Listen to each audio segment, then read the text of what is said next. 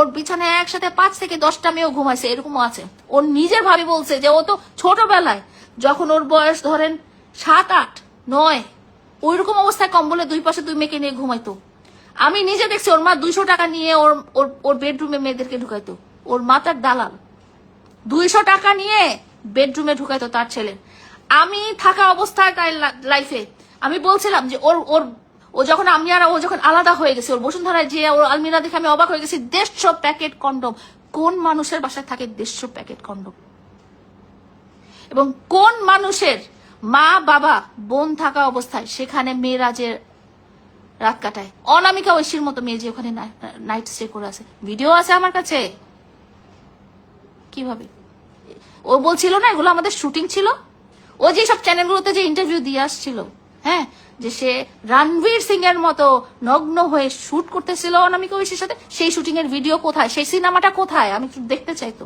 সেই সিনেমা কি সেন্সর বোর্ডের থেকে ফাঁস করে আসে নাই? সেই সিনেমা কোথায় আজকে?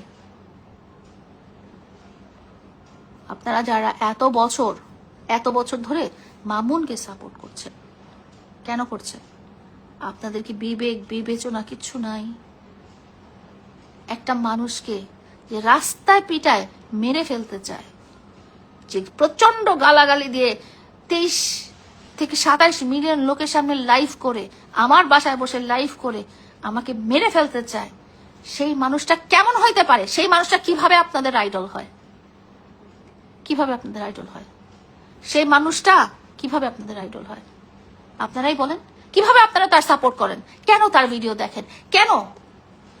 যে একবার অপরাধী, তাকে তো আমি অনেকবার সুযোগ দিয়েছি, সে তো কোনোবার শুধরায়নি। এখন আমি তার লাইফে নাই, এখনো শুধরায়নি কেন? সে যে আমার নামে কতগুলো অপবাদ দিয়েছে।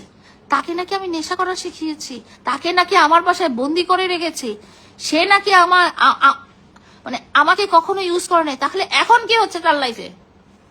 এখন কি হচ্ছে?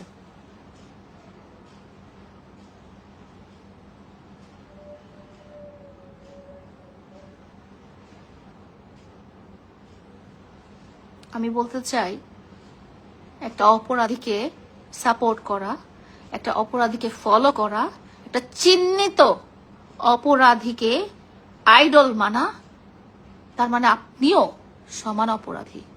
এই সমস্ত মানুষ সবার কথা আমি বাদ দিলাম, শুধুমাত্র প্রিন্স মামুনকে আপনারা আপনাদের জীবন থেকে বয়কট করবেন।